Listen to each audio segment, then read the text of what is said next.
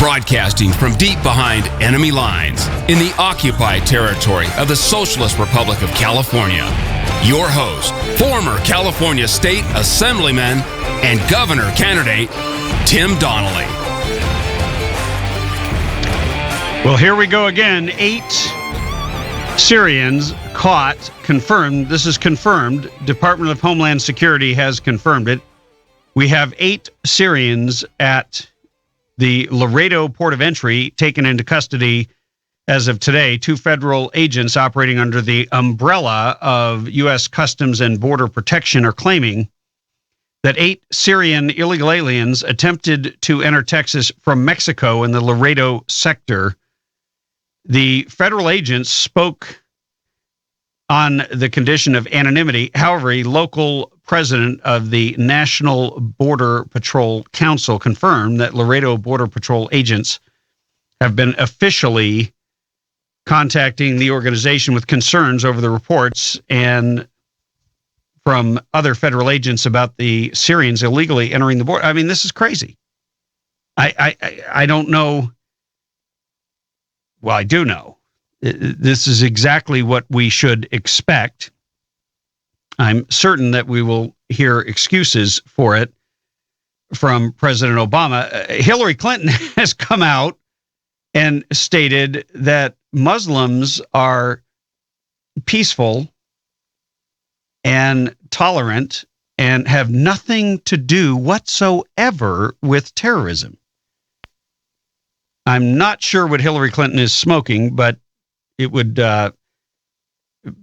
be interesting to know what is in her mind for her to say such a thing. She is focused on the real enemy, which are Americans who disagree with her in a campaign speech on Thursday. And she declared, she sent out this tweet, "Let's be clear. Islam is not our adversary. Muslims are peaceful and tolerant people and have nothing whatsoever to do with terrorism." I'm sorry, Hillary. You leftist, Marxist progressives don't get to have it both ways.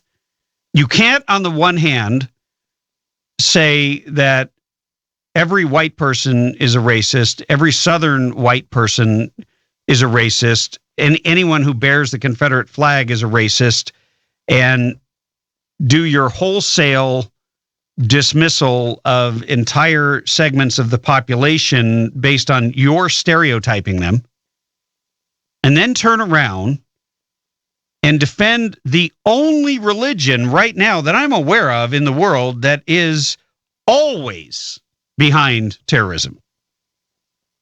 That's the part that's ticking off so many Americans. It's always Muslims.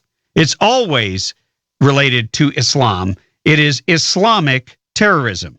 It is Islamic jihadists. Jihad is an Islamic concept. It doesn't exist in Judeo-Christian literature. There is no right to kill someone because they don't agree with your religion. In fact, in the Christian faith, you're supposed to turn the other cheek. That was the dictate that Christ delivered. So,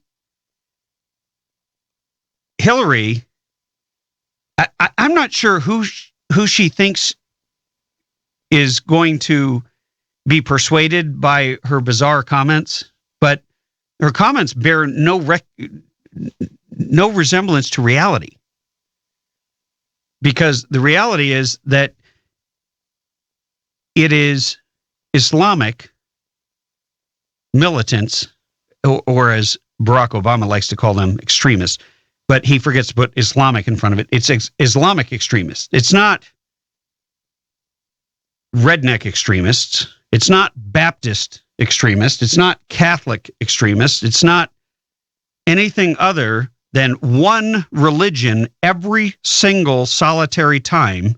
There used to be a flavor. There used to be multiple flavors of ice cream available. You used to be able to lay terrorism at the feet of the feud in Northern Ireland between the Catholics and Protestants.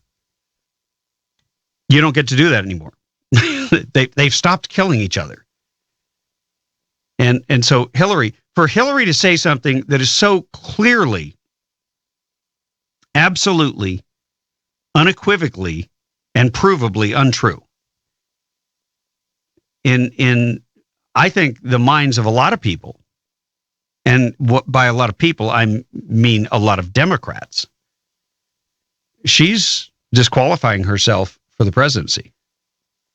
Because this is one of those issues that crosses party lines in a big way. This is one of those issues where you have Democrats coming together with Republicans. You have Democrat governors joining Republican governors in telling the Democrat president, Obama, we're not having any more refugees. So I think Hillary has made a huge mistake here with this comment. And it's really unfortunate when you say something in writing, because then you really can't take it back, especially on Twitter. Here's the rest of her remarks. Blaming radical Islamic terrorism for vicious attacks of the sort that killed 129 people last Friday in Paris, she said, isn't just a distraction. Affiliating them with a religion gives these criminals, these murderers, more standing than they deserve. In the end, Clinton insisted, the Obama administration enjoyed some success by decoupling its strategy to defeat al-Qaeda from its religious underpinnings. Our priority should be how to fight the enemy, she said, and in the end, it didn't matter what kind of terrorist we called Osama bin Laden. It mattered that we killed Osama bin Laden. She also backed the president's call for an America open to Syrian refugees, saying the United States can't turn its back on those in need. Clinton particularly warned against discriminating against Muslims, saying many of these refugees are fleeing the same terrorists who threaten us. Well, some of what she says has a kernel of truth. I agree with her about killing bin Laden, but I don't agree with her that, because she's basically saying if we don't speak the truth about what is going on, then somehow we will manage to defeat it without ever talking about it. There is no model for that. When you look back to the wars that we have won on a world stage, like the world wars, massive, huge, monolithic global conflicts, where you had gigantic forces arrayed around the world, those battles, those wars, they were won in large part by the propaganda that was being pushed forth by our own country, so that people understood who our enemy was, what their nature was, what their characteristics were, what they were doing to people, and essentially we were marginalizing them and creating public sentiment against our enemy. We don't do that anymore. You're not even allowed. It's not politically correct. And that's a big part of the problem, and it's why we wind up fighting, I believe, a lot more military battles that might have been prevented if we could come together and correctly identify the nature of evil. And it is critically important, and the challenge, I believe, of our time right now, of this moment, is to correctly identify the nature of evil and then figure out what we're going to do about it. 323-746-TALK is our number. We will be right back.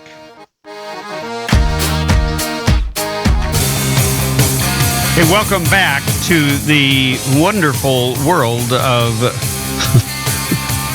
I don't even know what to call it. It's a fantasy land with people like Barack Obama and Hillary Clinton in charge and involved. There is a new video out, which has been put out by ISIS, And we're going to play it for you, but you need to understand that this clip is in Arabic, but I will walk you through what you're seeing as we play it.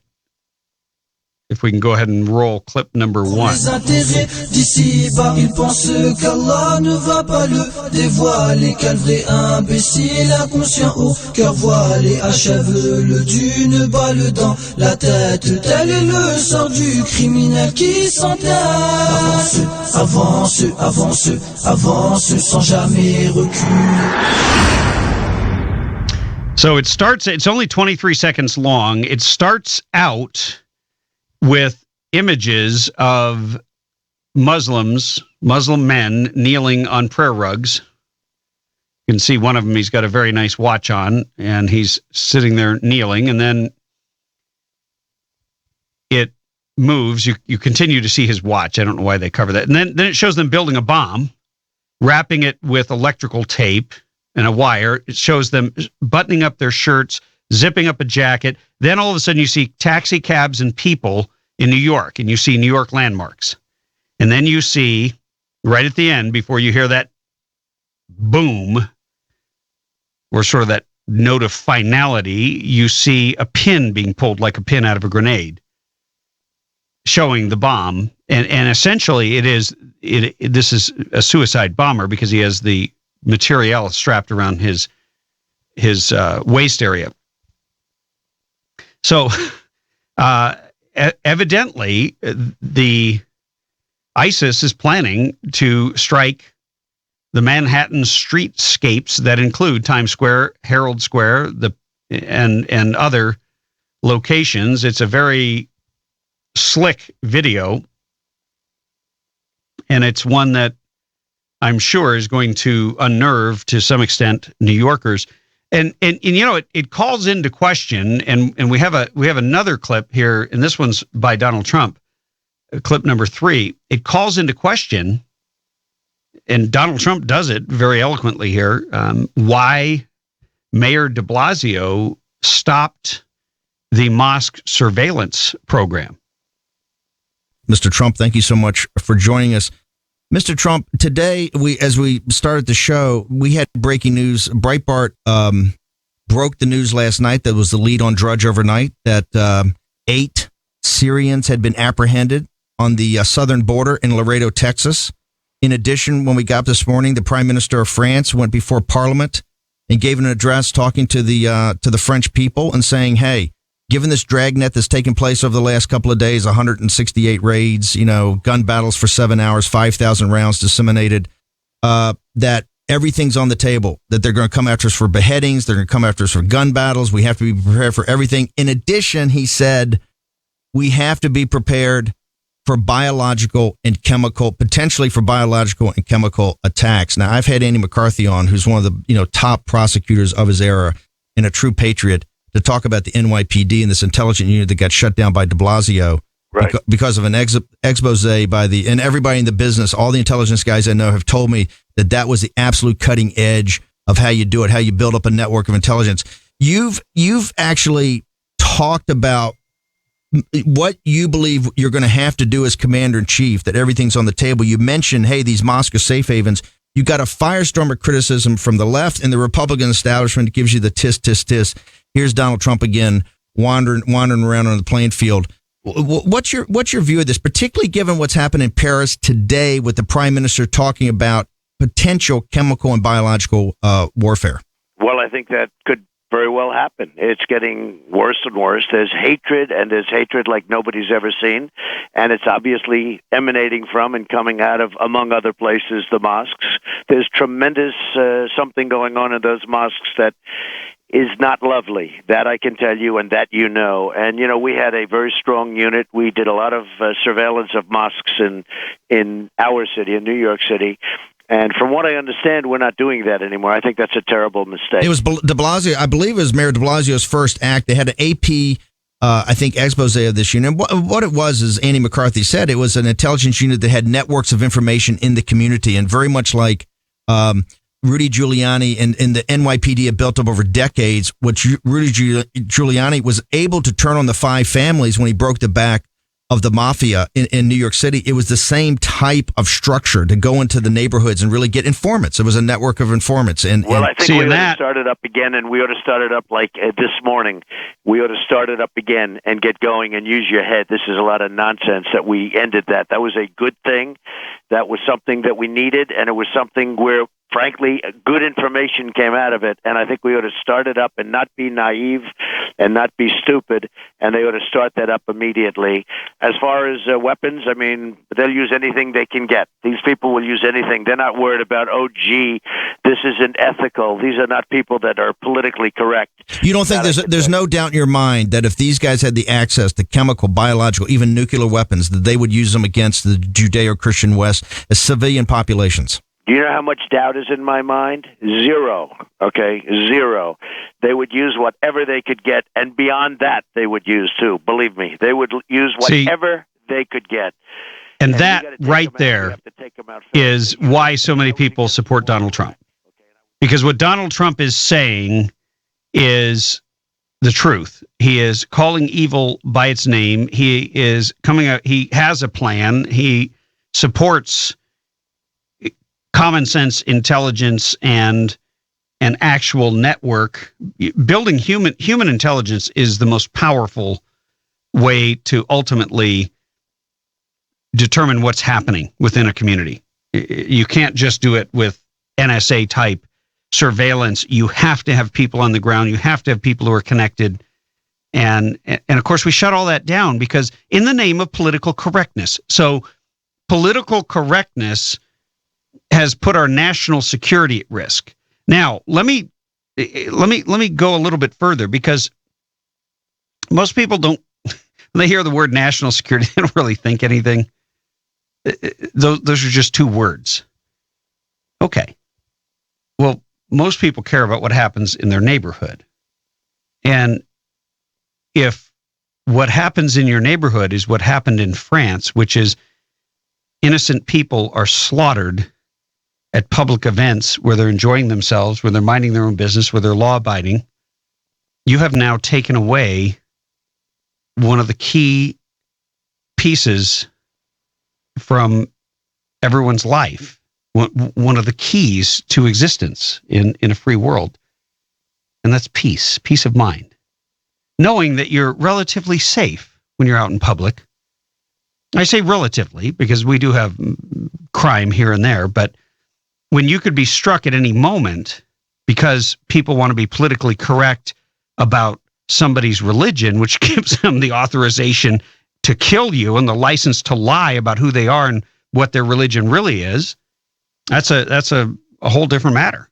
That people want that ended. They want to be protected. They want to be safe in their homes, and they want to be safe when they're out in public. And you can't blame them. So I think Donald Trump is scoring some big points here. He keeps surging ahead in the polls, and we'll get into that a little bit later. And we'll also take more of your calls when we get back. I see we have a couple of you on hold. If you'll stay there over the break, we'll talk to you when we get back. 323-746-TALK. Be right back.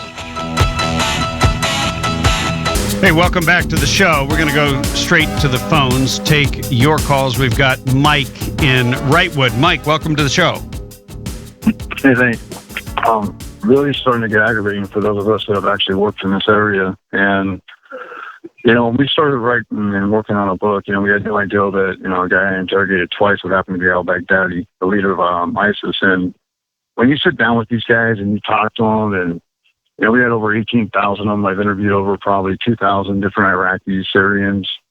And, the ideology that they have, the hate that they have, it goes way beyond what most people can even imagine. They seem to have this theory that you have to do something wrong to make them mad, or you have to do, other things. And, people, got to see something yesterday that, not many see, which was a woman as a suicide bomber. And, I can give you one good example that, makes a lot of people sick. But, I listened to a guy talking to his wife with a 2-year-old son on her lap, and they were going to use the child as a bomb.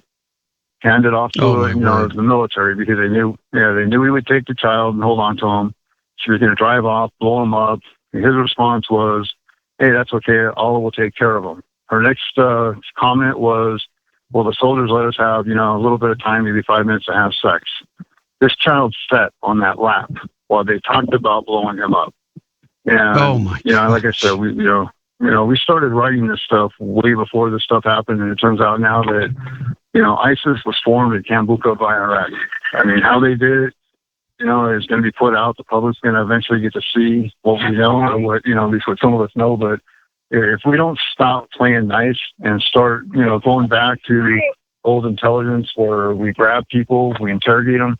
I mean, you mentioned, human intelligence, which is what we call a HUMIT, HUMIT. It's task force and groups that we put together with intelligent soldiers, not like the old days where we go into towns and villages and take people. I mean, I personally captured over 34. And as a matter of fact, 2 days ago, I went on a wounded warrior retreat, and information came my way, and we just got done taking down a guy from ISIS that's in the United States last night. And, Wow. It's of course, he's a Syrian. And I mean, I was kind of surprised, but because it's a Wounded Warrior Project thing and people know who I am, it ended up in my lap, which ended up, of course, in other people's laps. But, and this is the second time now that I've been contacted and, relayed some messages that have done stuff. And, I mean, that's just two. I mean, and I'm not actually in the game like I was. So you can imagine that if stuff like that can fall into your lap, what it would actually be like for the guys that work in that line of work. But when we're dropping a drone on somebody, we can't interrogate them. And, waterboarding or whatever else people want to cry and whine and moan and groan, I always look at the one thing, and it's Twin Towers went down. This place, you just saw another couple hundred down. Planes are going down. What's more important to these, to Americans, to people? The fact that we play tricks on people and get them to talk and give us information that can save your family's lives, your daughters, your children, your sons, or to be nice. Because I'm telling you right now, these people believe that they're going to go see their God, their Allah, their whatever. And in order to do that, it says that they can smile and show love as long as there's hate in their heart. But unless there's hate in their heart, they cannot deal with us. So every deal that we make with these nations is always done to deceive, just like with Iran.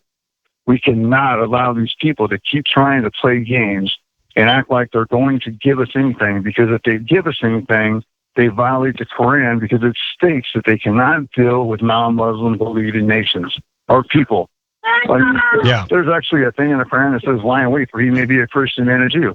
I mean, it's just, people don't have a lot of knowledge on this. And it's, one of the reasons why I got into calling radio stations up, because, I try to pass stuff on. I don't, I give you exactly what it is.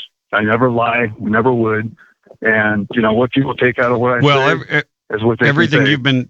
Everything you've been saying, Mike, is confirmed by other experts that we have interviewed and will continue to interview.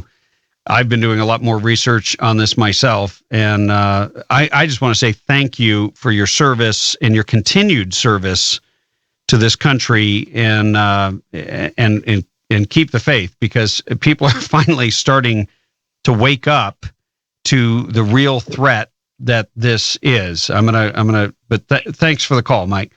I'm gonna go to Frank in Cedar Rapids, Iowa. Frank, welcome to the show. Hi, how are you? I'm doing great. How are you? Oh, good. Hey, I guess, my question is, to these Muslims, women are nothing more or less than dogs on two legs with long hair. Doesn't Obama think, like, down the road when there's havoc in the streets and there's war in the streets over this crap, which I don't rule out. I mean, it's happening everywhere else. Who's saying it can't happen here? Sooner or later. It might be 20 years, might be 30 years. Doesn't he think of his kids, his future? I mean, how long does he think his popularity and money is going to last before he's dead and gone, and he's an ex-president that no one ever liked? Does he think at all about the future? Besides, it's obviously all about him. He doesn't care about us citizens.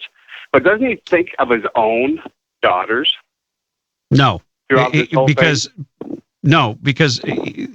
I believe, and this is just my belief based on everything that I have read, research that I have watched,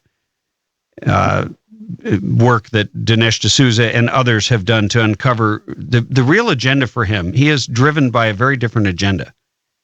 And his wife let it out of the bag early on when she says the only time she was ever proud of this country is when they elected her husband.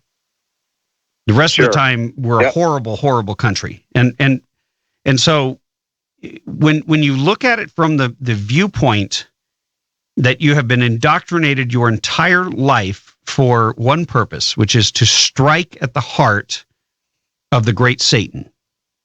And I now believe, and am believing more and more, that Obama is part of the Muslim Brotherhood. And he is... I'm with you. He has put the presidency at their service.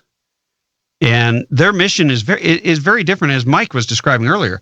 It's not something rational that you can explain. It's not...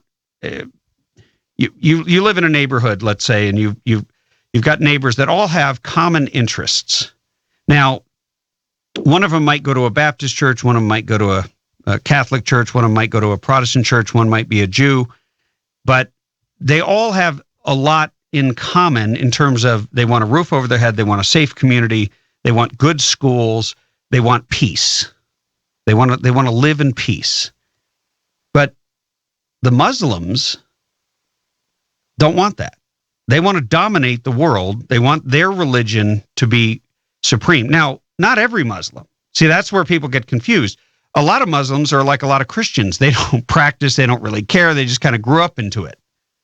But they're also not going to rock the boat and speak out against those who they know are doing what you're supposed to do within this faith. And this is what Daniel Greenfield brought out in his piece, which is still up at timdonnellyshow.com, which is the purpose of Islam is to subjugate and physically conquer all.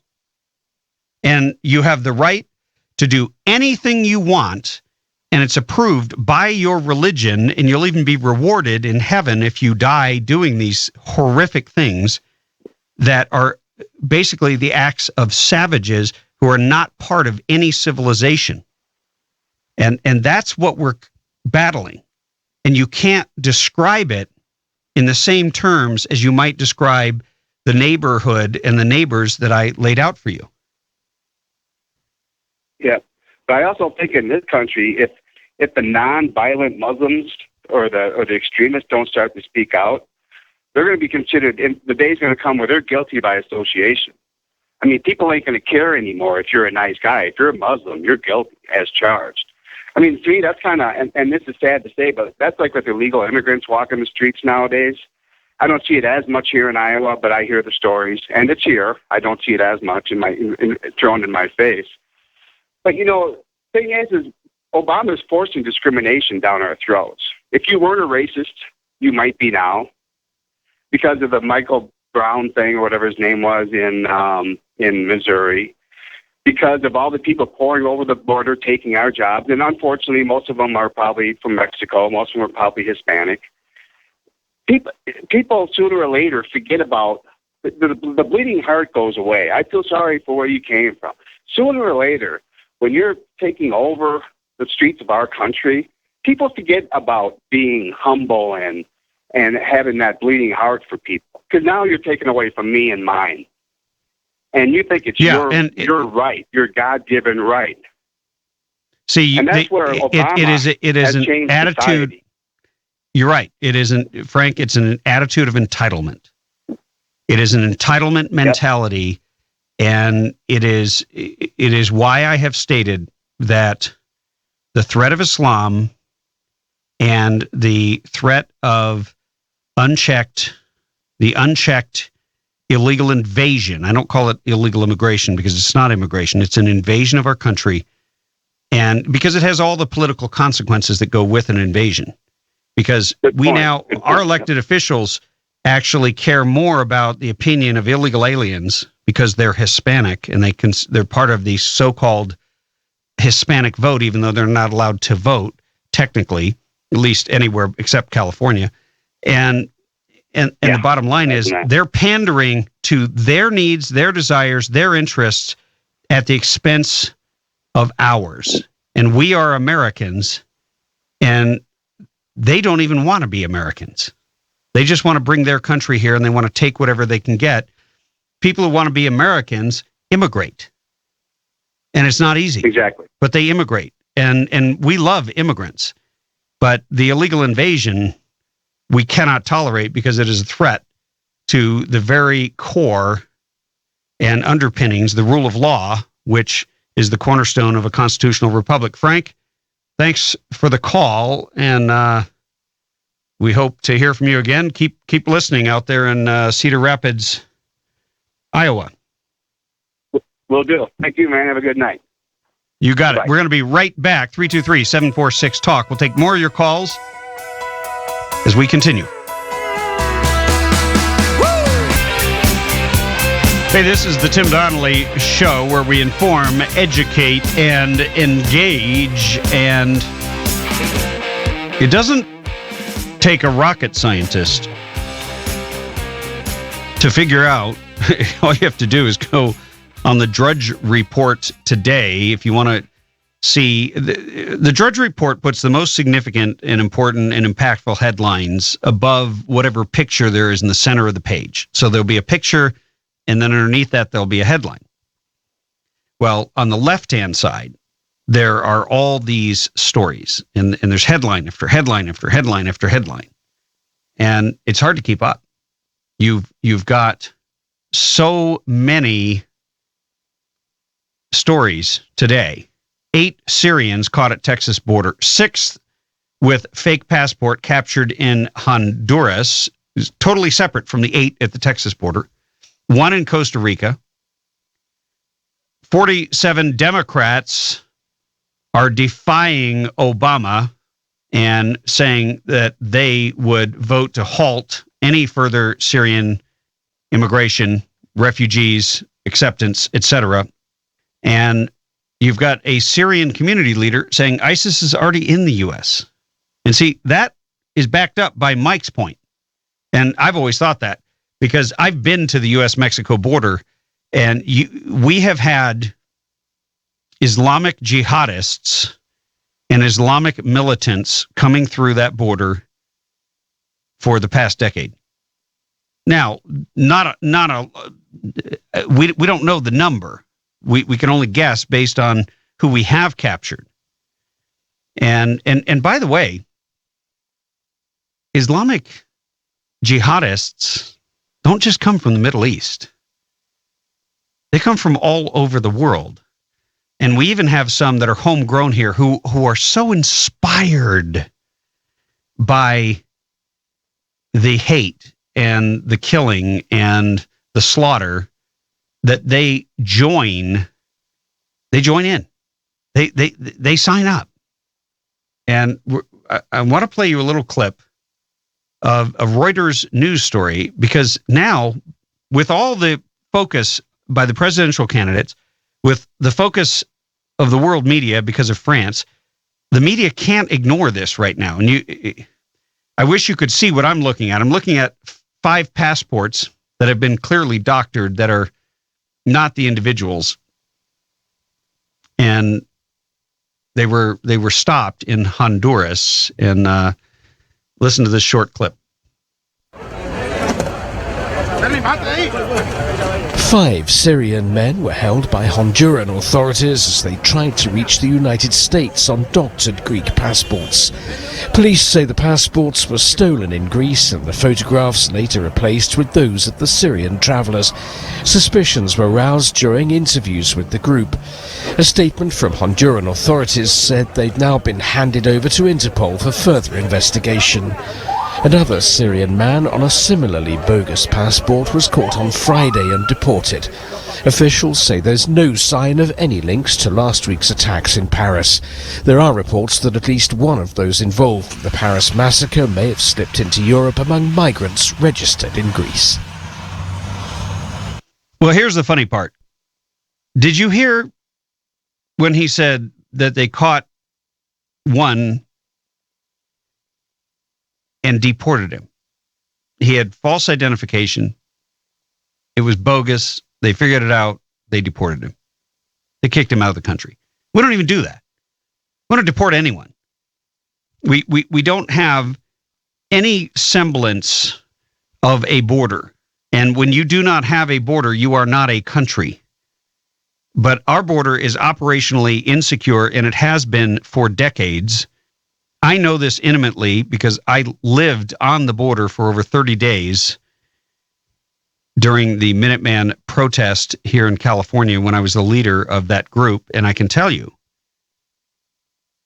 that among the illegal gardeners, among the drug mules who are bringing in marijuana and other illegal drugs, you have all kinds of people, not just terrorists, not just jihadists. I'd rather use the word jihadist than terrorist, because when you hear terrorist, you think, never going to happen to me, terrorist. But a jihadist could live next door. A jihadist could be the guy in the pizza store next to you, or the grocery store, or the gas station, or what have you. He could be driving next to you on the freeway. You have no idea. You have no idea because our government has no idea who's coming here. And they have no control over it whatsoever. And when Obama says everything's fine, he's lying. And that's becoming clearer and clearer. We will be right back. So whatever you do, don't touch that dial. You have found your way to the Radio Free California Network. I am Tim Donnelly, your host, former California State Assemblyman and radio governor here in California. And we have on the Radio Free California Newsmaker line, we have good friend Mike Hoskinson of Huntington Beach, who has an update. He's the one who brought us the news of HUD's affirming affirmative action, or something along those lines. Mike, you'll have to say it for me better. But you called me earlier today with some alarming news, and I want you to share it and with our audience, because it really sort of completes the circle when we're talking about the cap and trade funds that have been confiscated. I call it capital that has been confiscated by the government for nefarious purposes. They're never transparent or clear what they're actually going to do with the money. But you got an earful. Indeed, I did. How you doing, Tim? Good to see you again. I'm doing great. Good. So yesterday I attended a seminar in Downey at the Southern California gas facility there. The title was The $1 Billion Question: How to Access Cap and Trade Funds. There were a couple hundred people in attendance. It was put on by SoCal Gas in conjunction with our big regional government, SCAG, Southern California Association of Governments, and a number of other entities. It was a 6-hour seminar that basically begged and pleaded and explained in detail how people can access the cap and trade funds that the state of California is literally stealing from California industry. And for folks who have heard the term but don't quite know, go ahead. Well, I got to stop you for a minute. What do you mean access the cap and trade funds? I thought we were in a crisis, a global warming, global cooling, we don't know what the hell's going on with the climate crisis. And those funds were critically needed to change the temperature somehow in the state of California. How can they just be up for grabs by any Tom, Dick, or Harry who comes along who says, I want somebody to write a grant for me so that I can siphon this money into my nonprofit? I mean, am I crazy here? No, you're exactly right. This is, I'm going to tell you, to my understanding, this is the greatest theft of public money I've ever witnessed in my life. So cap and trade is a system that predicated on the belief in global warming, which you and I believe is a lie and a scam. But it taxes pollution. So if you're a manufacturer, at that point, you go beyond your carbon credits, and then you have to pay tax in order to continue doing business. So this. Well, I want to correct you. I want to correct you on one thing, Mike. I want to correct one thing you said, because I don't believe it's a tax on pollution. It's a tax on energy. Big difference. I'm going on what their definition of it is. This is what right. I heard yesterday. Why? Yes. You said something fascinating to me on the phone earlier today, that somebody stood up and said that at one point in our history, a bank robber gave an answer and said, because they asked him why he robbed a bank, and he said, because that's where the money is. And I want you to complete that sentence of what happened in that room yesterday. So the gentleman was one of the MCs of the event. He said, quoting Willie Sutton, the famous quote of that he robbed banks because that was where the money was.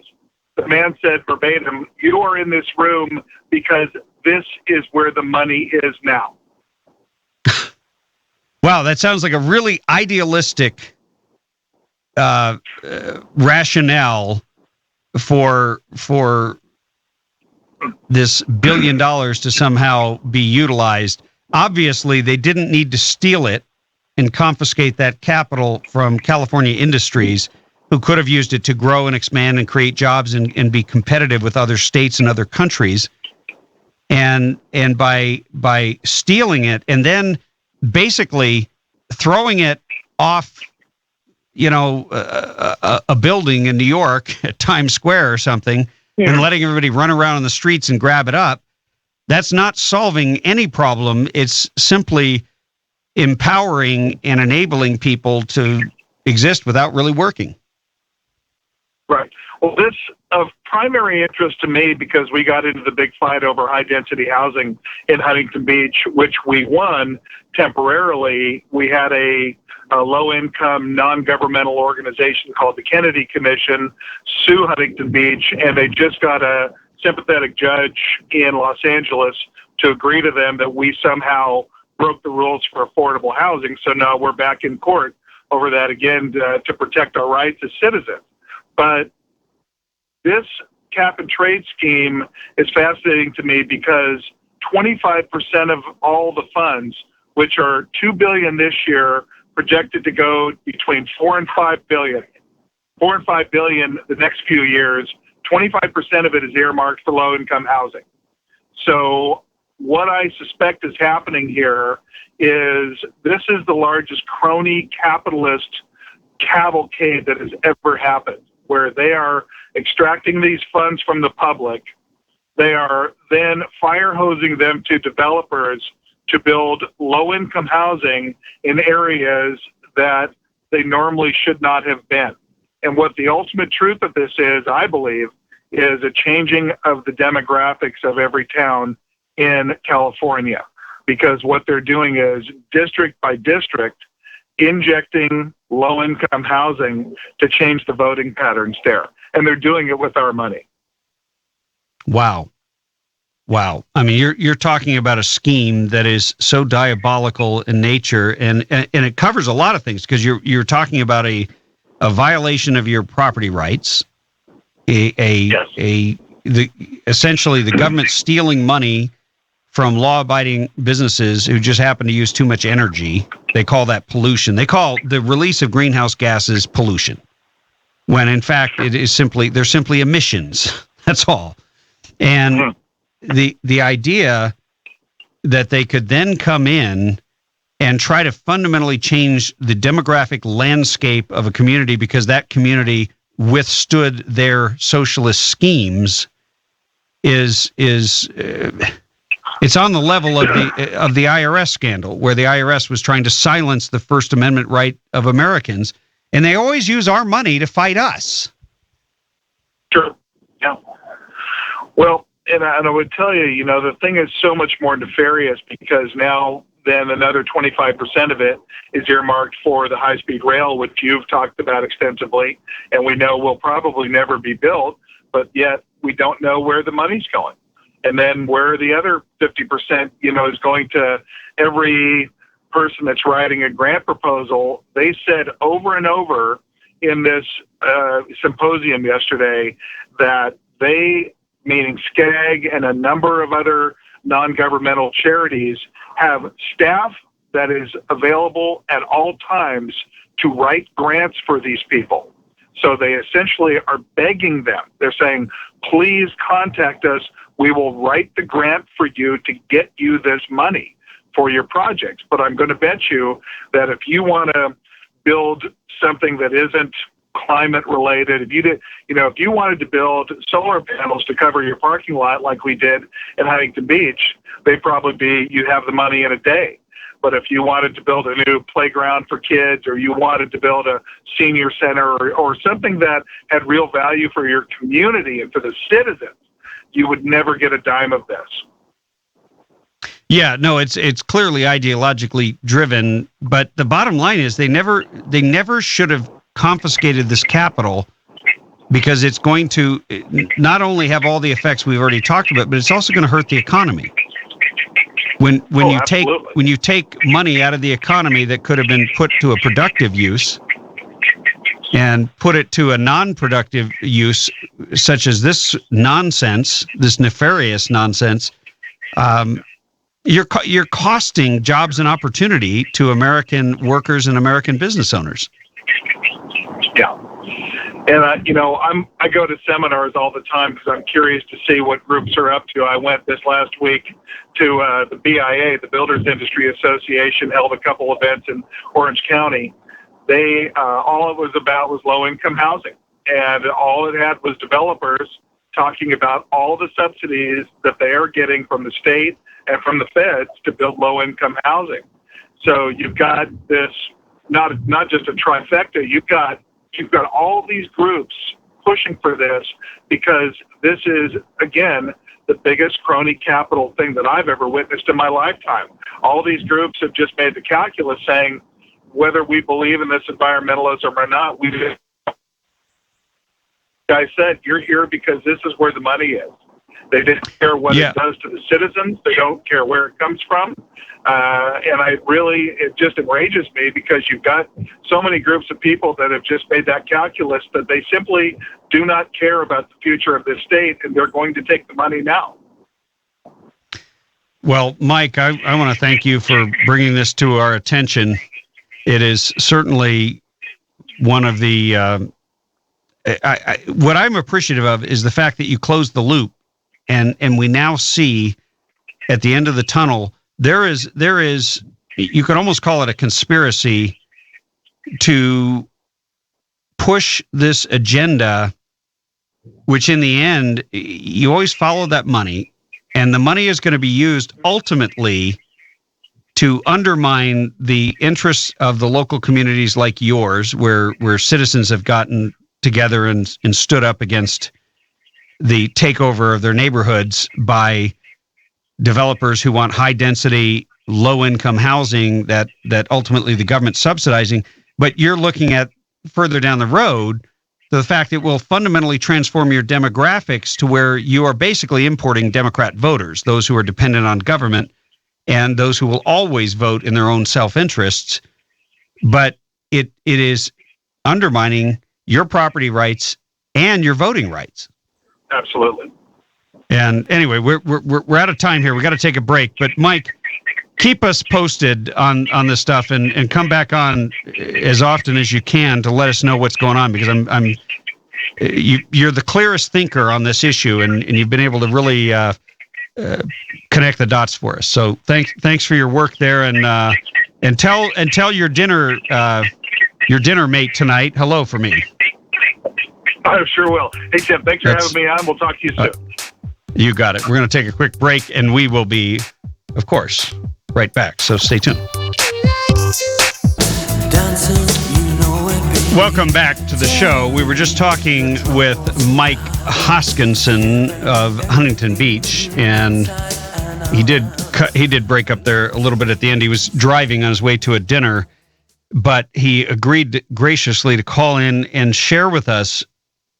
This is alarming. When the government has this much control, and they control massive pools of capital, which they can then dispense to legion armies of nonprofits and organizations that will then use that money to undermine the property values, undermine the demographics of a community for the intent of changing the demographic at voting time, to essentially erase any advantage that Republicans might have in the state of California. That's what we're really talking about. In simple language, this is a massive scheme by the Marxist progressive Democrats. Think Jerry Brown, what's good enough for me is not good enough for the rest of the oil industry. Brown, remember that guy who used a state agency to essentially evaluate and map and analyze his own personal property just to see whether or not he might want to spend some money and drill for oil. This is a guy who hates oil drillers. This is a guy who has squashed the oil industry and put roadblocks in their path at every turn when they want a permit, when they want mapping and a geological analysis, like the 54-page or 51-page report that he got in 24 hours. It takes them a year or longer. It takes them forever if they ever get it. And yet, hey, when it comes to Jerry and Jerry's stuff, well, Jerry wants to take really good care of himself. And you see the tacit corruption that is a byproduct of so many years of being in control and having no one challenge you and having no one have any ability to hold you accountable. And now we have this cap and trade scheme, which nobody has ever explained to me how that was ever supposed to change the temperature in California. How was that ever supposed to change ultimately the climate? Because what we've discovered is the ice fields are not melting, they're growing. We've discovered the temperature is not rising, it's cooling, and has been for over 12 years. We've found that throughout history, there have been times of heating where the temperature is elevated for a period of time, and there have been times of cooling. And when you take out the ideological narrative, when you allow the data to simply speak to us rather than torturing the data to fit a narrative, and of course that narrative always benefits somebody, because you have a lot of these so-called greenies that got filthy rich off government subsidies.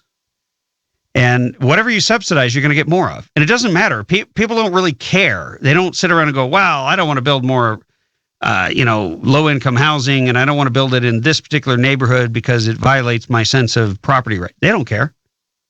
They're taking home a buck. They're taking home a profit. They'll build it. And this seminar that was held, they know that. They understand that. So they're dangling a carrot. They're saying, hey, don't go rob banks. We just robbed the government. We just robbed, well, not the government. We robbed the people of California. We robbed all these businesses. We confiscated all this capital. Can you imagine if they pulled up with a semi-truck full of cash and said, this is all the money that we stole from California businesses just last week. We want to give it to you. You don't have to do anything for it. There's no accountability. We don't care. There's no transparency. It's all being siphoned through this secret corporation, out-of-state corporation. And as I told you many, many times, it winds up being funneled into these quasi-government nonprofits with innocuous-sounding names. Sounds like they're doing something so good. They may not be doing anything at all. But see, the people who pass on the money and distribute the money, they get rich, and they justify their job by handing it out. It's not their money. What do they care? It's like handing out candy that somebody else gave them. They didn't pay for the candy. They didn't have any investment in it.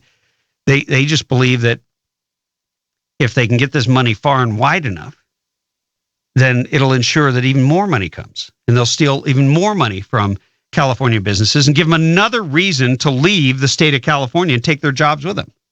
You know, at the rate we're going, we might wind up having to visit John in North Carolina to find out whether or not we can visit some of our old California friends. They're not going to just Texas and Arizona anymore. We will be, well, you know it. You know the drill. Hey, if you are just tuning in, where have you been? We've had a great show so far, but you're just in time because we're taking your calls, 323-746-TALK. And by the way, if you want to call in via Skype, we can accommodate that. Just simply Skype us at Talk Radio 960, and Talk Radio 960 is our actual Skype name. Just find that, and you will be put on air. And it will be a lot clearer than some of the calls that we get. Why not use the technology since it's out there? And I know that it will make our chief engineer, Sean McNeil, very happy, because he does not like to hear the static and the poor quality. And I don't blame him. I couldn't, once in a while, I can't hear or understand someone. And so I assume out there in talk radio listening land, it's difficult for listeners as well. And we want to put the latest technology at your behest. We're going to go to the phones and hopefully have a great connection with Paul from Newberry Springs. Paul, welcome to the show. Thank you, Tim. Hey, apparently arrogance is one of the new attributes of socialists. I was looking on Facebook yesterday. There was a picture of Rod Serling. You remember Rod Serling? Oh, yeah. Twilight Zone? Okay, so, and underneath this picture it said, imagine a world where people think this man can fix everything, and then there was a picture of Donald Trump. So I made a comment, at least he trumps all the socialists. So somebody made a comment on my comment which said, I'll bet you couldn't even write a paragraph about what democracy is, and I also bet that you couldn't write a paper on the difference between democratic socialism and classical socialism. So I thought, well, you know, really, who cares what the difference is? I do know, but I wasn't going to play along with this guy. So I made a comment on his comment that said, nana, nana, boo-boo, pocket full of poo-poo. So there's my answer to him. Well, Facebook is a strange creation that enables complete virtual strangers to communicate and argue and debate, and sometimes it's productive and sometimes it isn't. I gave an example the other day of a post I put up that I thought was innocuous, and it engendered so many comments. The vast majority were positive, but a handful were really negative comments from people I don't know, even though one of them appeared to be one of my friends on Facebook. And it's just a strange thing when people decide they want to weigh in, not just on political issues, but personal issues. And they bring this bizarre attitude. There is, as you said, an arrogance to it. Things do not translate well in writing the way they would when you and I are talking. I can listen to your tone, even if I can't see your body language, but I can hear the inflection and what you mean. Yes. Well, and I thought, you know what, to add to the arrogance, this guy doesn't know me, has probably never read any other post I've put on there, but he assumes that I don't have the education to know what he was talking about. I mean, so why it's like taking a knife to a gunfight, you know? I mean, I'm assuming everybody there does. Now you have just brought clarity to the entire thing. Paul, thank you for the call, and keep up the fight there. Even though sometimes you get dragged down in the mud, and we'll continue to do our part here, informing, educating, and hopefully engaging. Hey, you know what? When I say engage, engaging on Facebook is not a terrible thing, especially on political issues. Now, there is a risk. And we will, if you remember, we had Derek Garnier on a little while ago. I was about a month or two ago talking about a new app that's coming out that will enable you to use an alias, even though when you register, you have to give your actual real identity, and then you create an alias, and you're able to make comments on social media without people knowing who you are. That might be useful in the battleground, especially when you're talking about things as controversial and personal, I guess.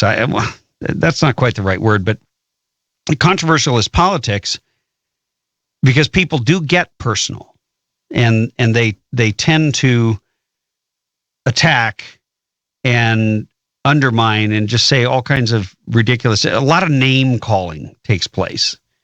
Well, it might be easier to have a thicker skin when you are operating with an alias. And when this app actually is released, and that is up and coming, you will be the first to know, and we will be bringing Derek back on to talk about it. And you might want to keep that in the back of your mind, because I think there's a lot of people that would like to engage, but they're afraid. They don't want to admit they're afraid, but the bottom line is they look and their blood is boiling. They want to say something, and they back off. They back off because they don't want to deal with the consequences. And it's not just your job. It could be the loss of friends, could be the loss of the respect of someone that you care about, but you will never agree with them on politics. And when you put it out there in your own name on Facebook, it can fly back in your face. It can have financial consequences, as well as more significant ones. So back to let's just switch topics a little bit, because we've got this new House Speaker, Paul Ryan, out of Wisconsin. And look, Wisconsin's not like Ohio. You know, I love almost everything that comes out of Wisconsin. They make great cheese. They've got the Packers, cheeseheads. Come on. It's awesome. And, but he's anything but. House Speaker Paul Ryan is ruling out making any cuts to Muslim immigration. In an interview with Sean Hannity on Fox News, Ryan declared that considering an applicant's religion would not be appropriate and would be fundamentally un-American, insisting it's not who we are. You know, I think 5 years ago, 10 years ago, and certainly any time before that, the vast majority of Americans would agree with him. We have been trained. We have had it inculcated into our very souls that the First Amendment protects your freedom of speech, freedom of religion, freedom of the press. And so we respect those who may have a faith other than ours. And that's as it should be. But see, I draw the line when your faith and your so-called holy book says you can murder me and my family and other innocents. You can lie to me about what your faith is all about, because ultimately the goal of your religion is world domination. It is subjecting and subjugating everyone, period. And if that is the purpose of your religion, it is a false religion. And it is not a religion of peace. It is a religion of war. And now people are finally listening to those who have been saying this all along. And we will continue to bring you experts who have studied this and evidence.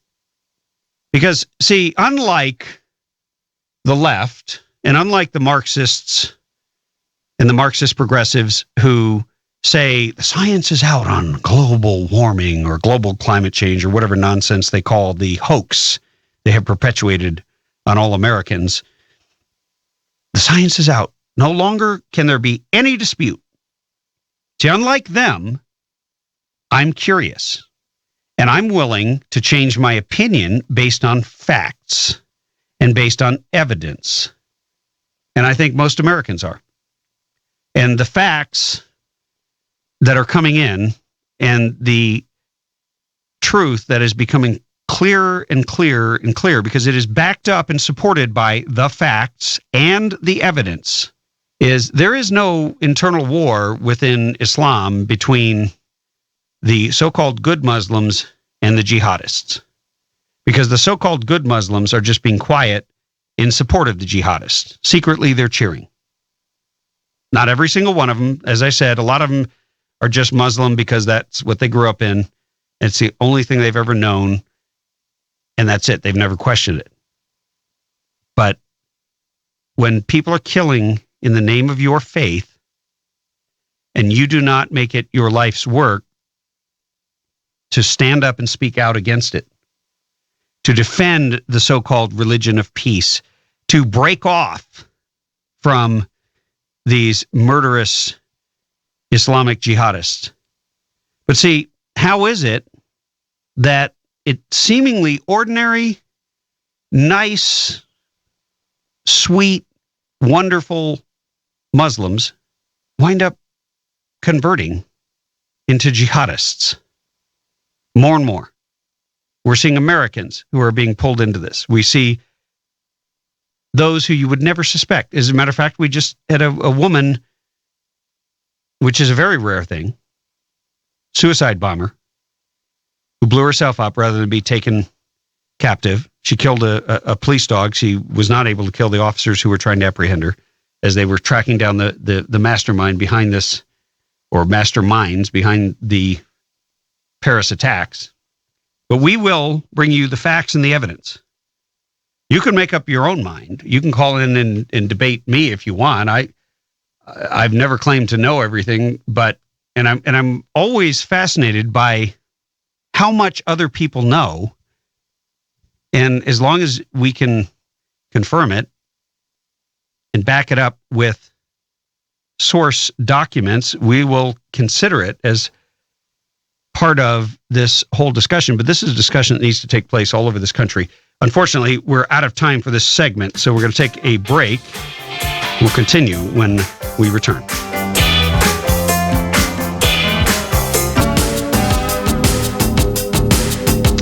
So you have a Speaker of the House who just doesn't get it. And he is at odds with the vast majority of Americans who, by a 2-to-1 margin, do not want any more Syrian immigration or Muslim immigration until further notice. And when you look at how many Muslims have come into this country just since 9/11, it numbers in the millions. I just had it here a minute ago. Here it is. Since 9/11, the U.S. has accepted more than 2 million immigrants, refugees, and asylum seekers from predominantly Muslim nations. And you've got Senator Jeff Sessions of Alabama, who chairs the Senate Immigration Subcommittee and whose office has put out a series of analyses in recent months detailing the enormous scope of immigration into the United States in general, as well as the vast scope Muslim immigration in particular. And see, I can just tell you in political circles, if you even discuss this topic, you're considered politically incorrect. You're considered to be a troglodyte. You're considered to be someone who has no couth and no manners and you will be called an Islamophobe, a racist, a xenophobe, a hater. And what we're really talking about post 9/11 is national security. We're talking about securing our borders. We're talking about knowing who is coming into this country and understanding what it is that they seek to do while they're here. I have no problem with people coming in from other countries, but I do want a reasonable assurance that they want to come here and work and better themselves and have a so-called better life while contributing to American society and eventually become an American and become a citizen and become one of us. Great. You want to come here and set up your own caliphate? You want to come here and set up your own country within a country? And by the way, Islam is not simply a religion. It is a quasi-political system using Sharia law to ultimately undermine the laws of the land.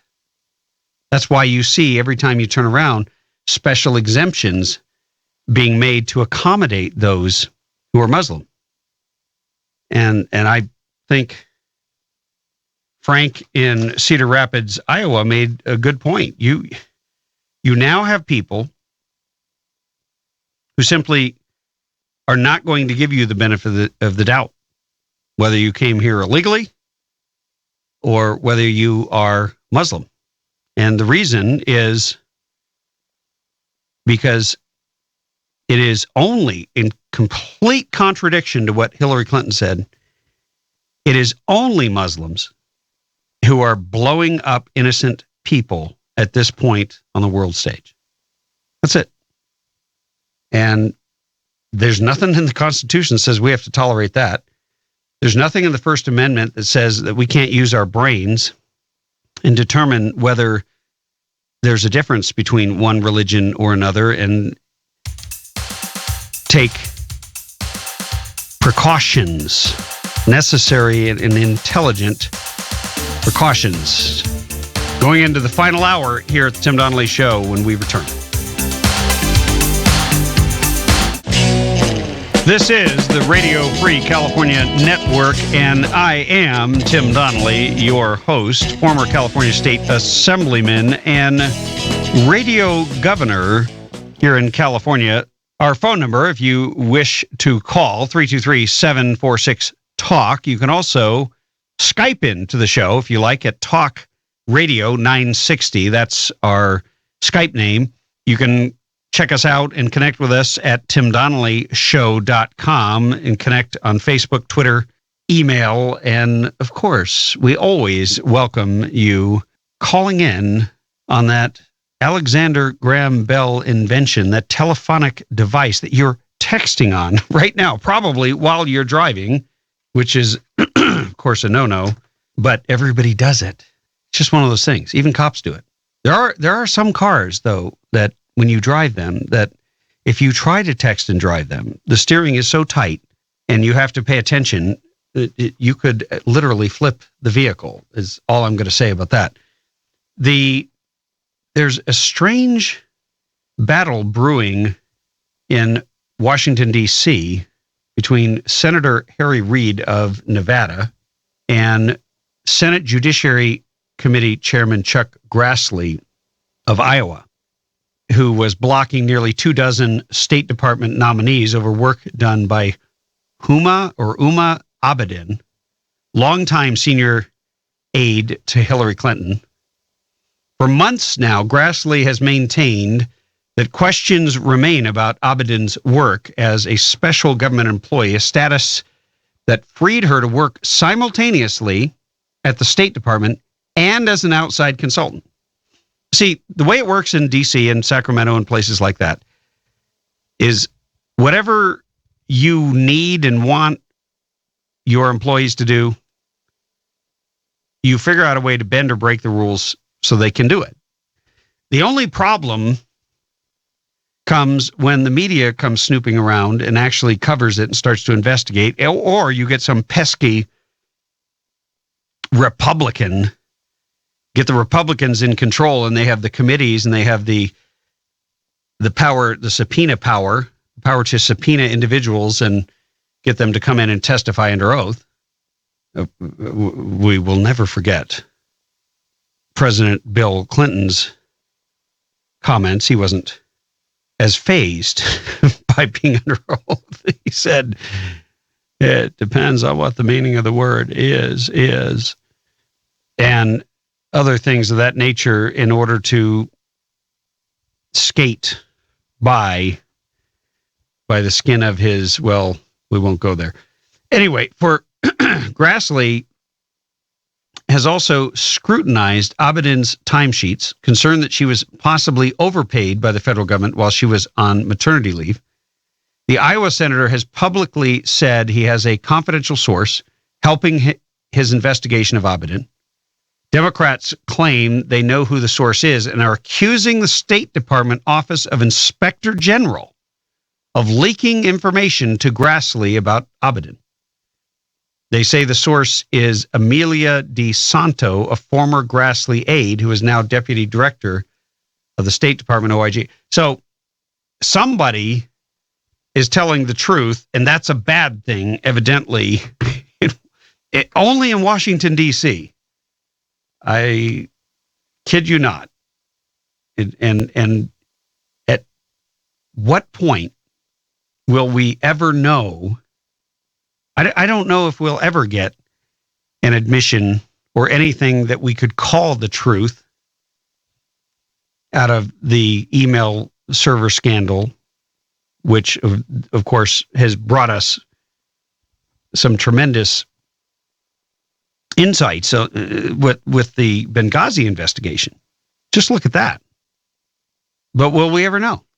Will we ever know how much of our national security was compromised because Hillary Clinton wanted to do things her own way? She wanted to break the rules, violate the law, and operate outside of the law.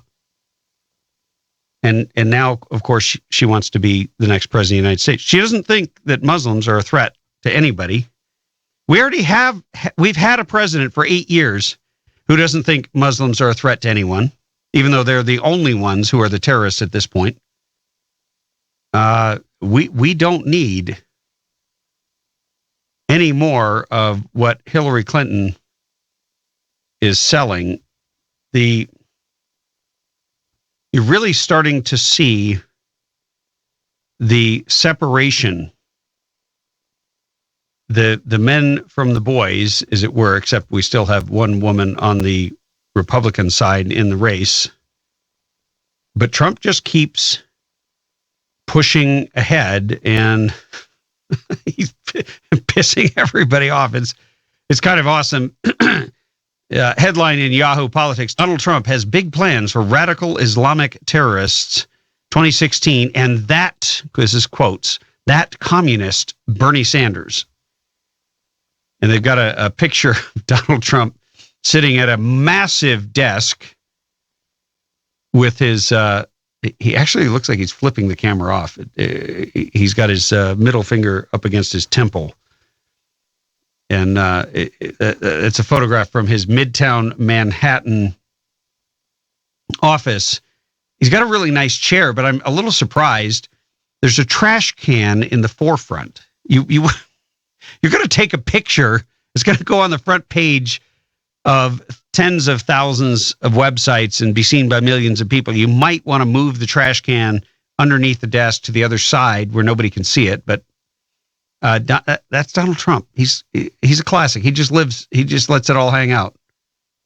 And he is clearly the one he's the only one making real headlines. I know Senator Ted Cruz has also been one of the hardest liners against the Islamic immigration, particularly the Syrian immigration. And of course, he's still in the Senate, and so is Marco Rubio. So they could actually be voting on something. You never know. But people are only going to follow those who have the courage to step up and speak the truth. There is no other way to say it. We give you the truth here 3 hours every day at the Tim Donnelly Show, where it is our mission to inform, educate, and engage. And we will continue with that mission when we get back after these commercial messages.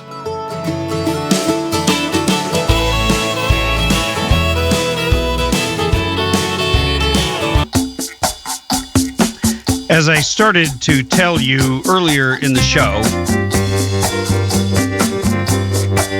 you have a growing bipartisan group in the Congress who, including 47 Democrats, who have said that enough is enough. You even have one of Hillary Clinton's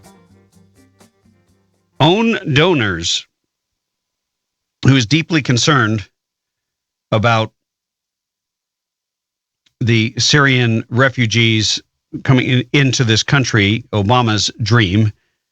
And there was a vote, 289 to 137. The House easily approved legislation that requires new screening on refugees from Syria and Iraq before they can enter the U.S. 47 Democrats defied Obama and defied his veto threat and stood with Republicans to back the bill. There's an interesting thing. See, when you have Republicans and Democrats coming together, that's an issue you need to pay attention to for the 2016 election. There was one who is one of our favorite Democrats, Loretta Wawa. I don't think we still have the clip of her going, wah, wah, wah, wah, where she did the war cry, just like that, and was talking about Indians. Loretta War Cry Sanchez, who is always making things interesting. Listen to this interview that she did with Neil Cavuto at Fox News. All right, we have this big debate and this big vote going on in the House later today. Will they vote yay or nay to sort of clamping down on just who we accept of these refugees and whether they're not security threats? Well, Democratic Congresswoman Loretta Sanchez doesn't really like what's going on here and doesn't like the message it's sending here. But here's where I'm confused, Congresswoman. It's very good to have you. The president has argued that he would almost certainly veto something like this because it makes a mockery of the process. Yet he is the same one, I know you are as well, man, who have argued that it is important we check the background of those who come in and we make sure they're not security threats. That is all this legislation is saying. So how can you reject something that you've been espousing for a long, long time? Well, first of all, Neil, thank you for having me on, but I would answer to you that this is simply a political issue that the Republicans have brought up into the House. Can you blame them, though, Congresswoman, given what's happened? We have a new speaker who said he was going to go through a process for things, and he has already fallen down on the job because he has brought it directly in without the committees of jurisdiction looking at it. But we did have some urgent developments in the last 6 days, right? We had these attacks that kind of interrupted that process, things like news and life, right? You know, I believe that it is better for my colleagues and I in the Homeland Security Committee to take a look at this process, to have the meetings with the administration and to try to figure out, is it the best process that we can have? As the ambassador who's speaking is talking about. This legislation notwithstanding, Congressman. Well, I will tell you something. The Orange County, where I represent, Neil, has an incredible history of resettling refugees in our area. I represent the largest Vietnamese population outside of Vietnam in the world. And it is because of this resettlement that we constantly do. From Africa now, from Iraq, now we're looking at Syria. And I will tell you, I have had plenty of cases that come into my office of sponsoring families who are trying to get their brother or their sister, for example, here. where there has been a gap in information, where we cannot account for a month or two of what these people were doing. And you know what the answer is? The answer is, if we cannot account for it under the current process, you are not getting into our country. So I have a good idea that the process we are using is actually working. Well, that's kind of what this, but Congresswoman, that's kind of what this legislation is saying. It's trying to buttonhole it. It's trying to coalesce all of that. And I know your fears and anxieties. A lot of people share them, but I mean, it's not as if this legislation undoes any of that. So I guess what I'm asking is, you strongly believe in that. No, just hear me out, ma'am, and I will let you answer. We're doing all the things that you want to do, presumably in this legislation, so why would you or the president be against it? I believe it's a political, just a political... Leave that, the politics out of it. I mean, the politics changed 6 days ago, right? The politics changed 6 days ago. And my answer to you is that the Republicans are bringing up the politics, and there is a better way to do this. And the better way... 129 people were killed in Paris because... 129 people were killed in Paris because the Belgian national who might have been behind this and later was killed might have snuck through Syria in a refugee system that would never have picked him up. So I guess that's what changed. You can call it politics. You might be right. My point is, it hardens and dots the I's and crosses the T's on the very things you want, Congresswoman. So why are you then going back to politics to turn your back on something that echoes everything that you said you support? We're already doing it. I've seen the process with the people who are trying to be resettled in Orange County. We have a long history of it. I would rather sit down with colleagues who are willing to take a look at the system and say, yes, it's working, or maybe we should do this, Would you do anything differently, Congresswoman? Would you do anything differently now than what's on the books now? You're saying that this echoes what's out there. You're quite right about that. It does. But would you do anything differently now in light of what happened in Paris nearly a week ago? I believe the system we have in the process that we have in place is a good one because I've been through it, I've looked at it, but I would say there's never a problem with taking a second look. We just don't need to be taking votes to be stabbing each other politically over this. This is too important, and our image as a nation of immigrants is too important to play politically with it. All right, Congresswoman, thank you for taking the time. I hope you had a safe Thanksgiving as well. We'll see how this goes. You too. Right? There it is. Thanks to... Right? That is Laura... I can't even say it. Loretta Warcry Sanchez. She does it so much better than I ever could because it is so patently offensive. This is the woman who says we don't want to upset our image as the nation of immigrants who are so open and thoughtful and considerate and respectful of immigrants.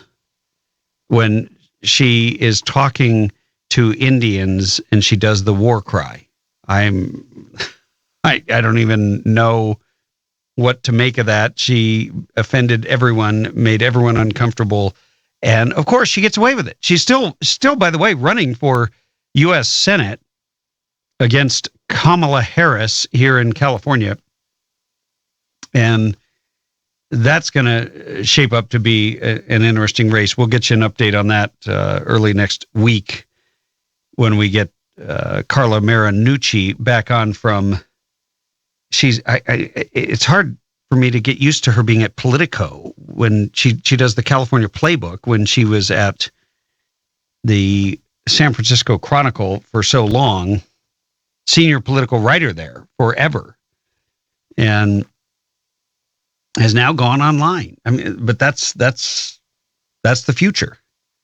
Just like I said, if you want to call in, you don't have to use your phone. You could actually Skype in if you know how to do that. Our call sign is simply Talk Radio 960. 323-746 is our number, and we're going to pick up a quick call before we go to break. Got about 30 seconds for John in North Carolina. John, I thought you fell off the planet. How are you? I'm doing wonderful. Thanks for taking my call. Now, I was on vacation last week, and I'm just sitting here chuckling along with you, just taking it all in. Sorry I don't have any more time, so I don't know which topic to hit first, but gee, since these no gun-free zones are so popular, why don't we have some bomb-free zones? Maybe that'll work. Good point. You mean Muslim-free zones? Huh? I don't know. Just on a lighter note, I know you don't have much time. I'll give you a ring back the next few days or next week or something. But Jimmy Stewart and I, since I know now from last night that you're such a big fan, Jimmy Stewart and I have something in common. And that's we're from the same hometown, Indiana, Pennsylvania. We have Jimmy Stewart Avenue, Jimmy Stewart Airport, Jimmy Stewart Library. There's a big statue of Jimmy Stewart in front of the courthouse, and that's one of our hometown faves. Americana. I'm going to have to make my way to that town one of these days. John, thanks for checking in. We'll all right. We'll be right back.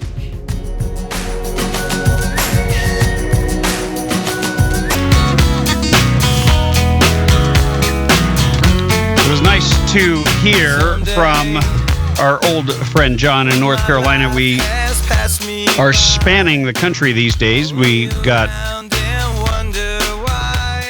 Cedar Rapids, Iowa calling in. We frequently have calls from North Dakota. I think people are just looking for truth. They want the unvarnished, simple version, not the politically correct, sugar-coated, candy-coated blather that you can get on so many stations. Nor do they want to hear relentless, nonstop political insider garbage, particularly on the Republican side, because in the end, we all get it.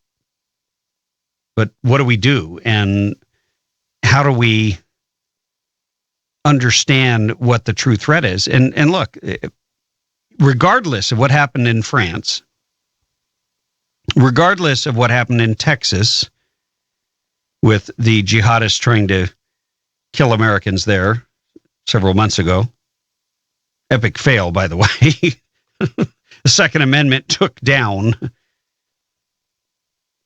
smoked them, dispatched them from this earth on to meet Allah.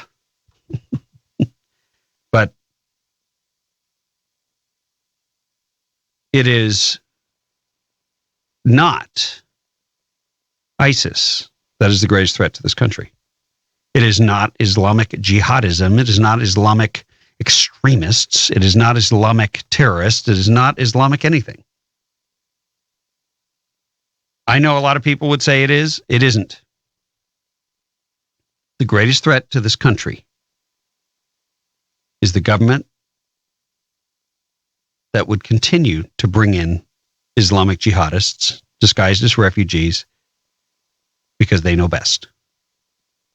And every time you turn around, they're trying to deny you the right to keep and bear arms. Bear meaning carry. You have to have the gun on you for it to be any damn good. It is this government that has participated in stamping out words because they're truthful and accurate, banning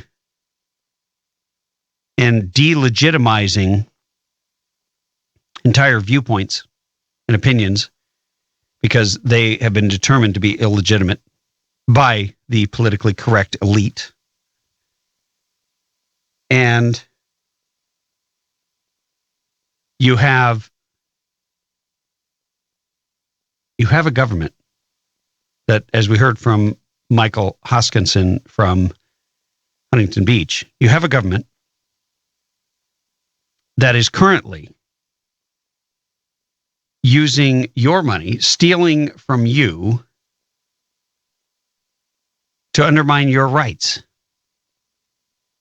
and to make it impossible for you to win a future election.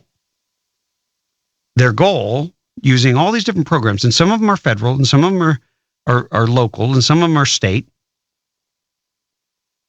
They all go back to the same source. It's largely federal dollars that drive this, and then we have the cap and trade money that has been confiscated from business owners here in California. But once again, the government that came into being, was brought into being to support, protect, defend, and safeguard your rights, your natural rights, your inalienable rights. That government has become the greatest threat to them. That government is systematically undermining your rights.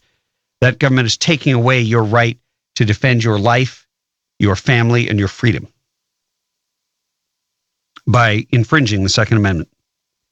That government is stealing more and more of your hard-earned money, making it harder for you to save money and eventually retire, stop working, have enough money to provide for yourself. That government took over the healthcare system and put the health of every American at risk. Simplest way to say it. It also had a deleterious effect on the economy. So once again, fiscally, meaning financially, health-wise, freedom, your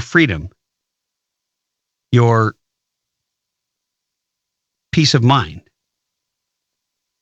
your ability to be safe in your own home, in your own person, your educational opportunities.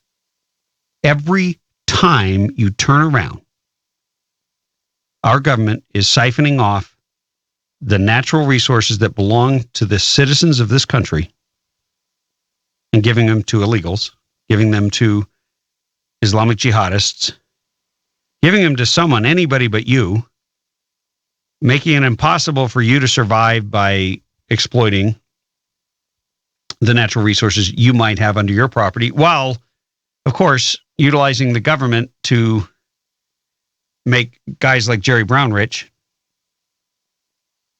He doesn't care. He doesn't care if you have a job. He just cares if he's going to get richer by finding oil under his property. He doesn't care about the environment and all that nonsense, anti-fracking, and everything. He just did that because it was politically expedient. And he has to, because the environmentalist extremists have a stranglehold on him. But in the end, he's a capitalist with his own money and his own land and his own natural resources, but he's a communist when it comes to everything else. So, once again, I go back to my main thesis that is supported by the evidence and the facts. It ain't ISIS. It ain't even Obama. But it is our government. And that involves a whole lot more than just your elected officials. It involves these massive bureaucracies that will kill you to stay alive. Think that movie, I, Robot, where you have the robots in an existential crisis where they have taken over the world and they need to stamp out Will Smith. And they need to stamp out the robot that knows and is knowledgeable and has begun to feel and think and everything else. They have to protect the system, and they will kill to do it. Whether they kill you physically or kill your dreams, whether they wipe out your business or your land or your home or your rights, in the end, it doesn't matter.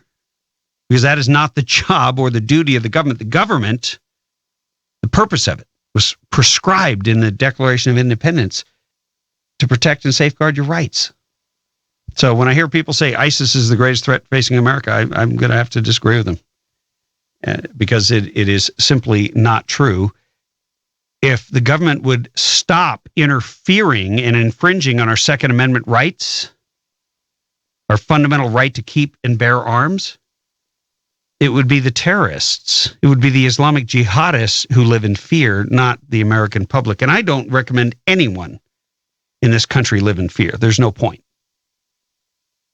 God has ordained a day for each of us to die, and there's nothing you can do about it. That's what I believe. So between this day and that, I recommend you live and live free. The only way we're going to live free is when we get the government off our back.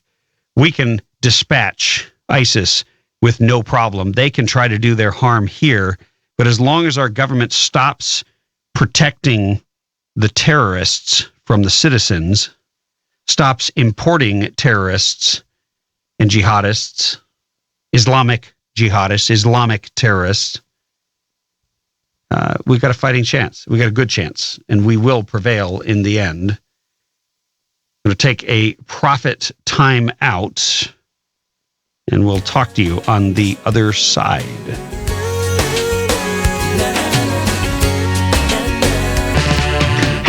You are tuned in to the Radio Free California Network, and I am Tim Donnelly, your host, former California State Assemblyman and radio governor here in the state of California.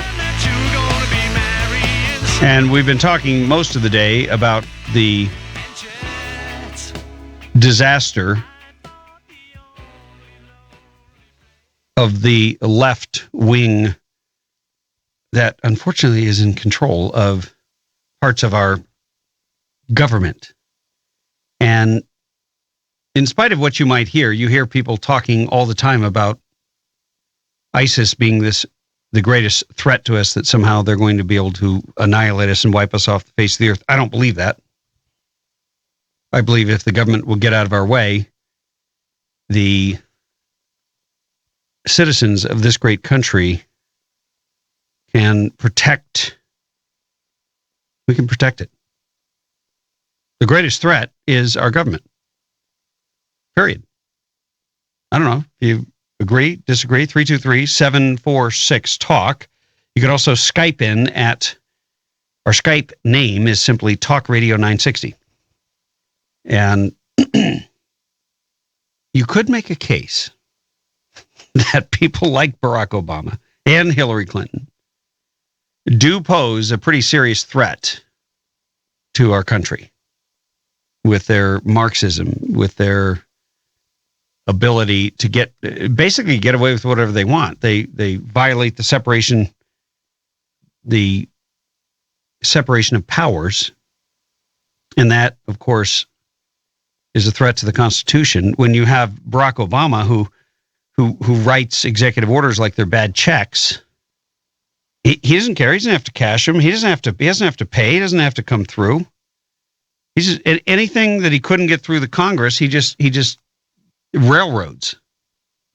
I can't imagine. I know there's a lot of Democrats out there, and maybe there's Democrats listening to this show right now, but after what Hillary Clinton said today, that Muslims pose no threat, they're peaceful, wonderful people, and they have nothing to do whatsoever with terrorism.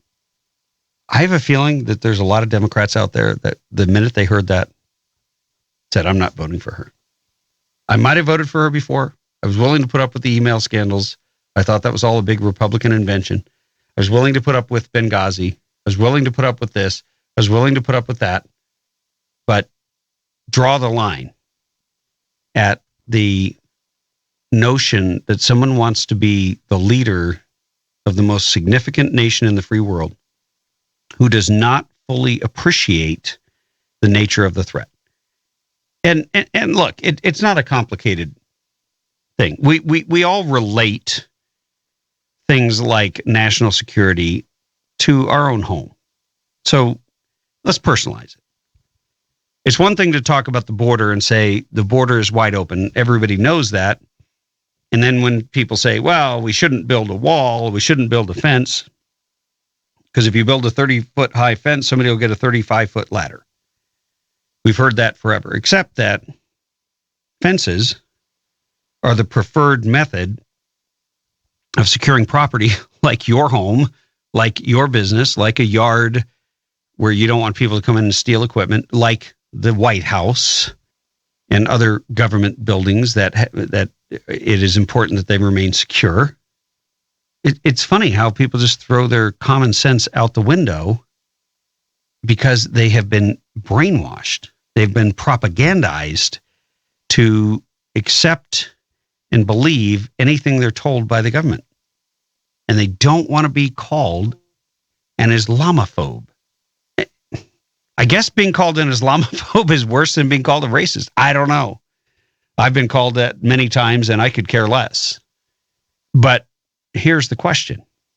If you had daughters, would you be okay moving 5 young men into the house next door who are, let's say, anywhere from the ages of 18 and 25?